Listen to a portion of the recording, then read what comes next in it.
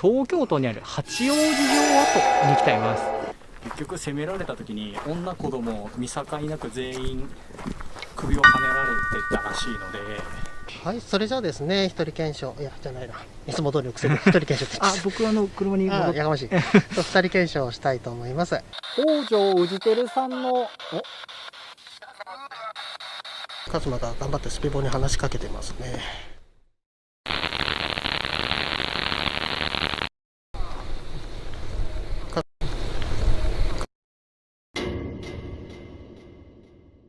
後ろがすごい嫌だ。何これ何これマジで何これ今のラジオ英語で You die って言われたんだけど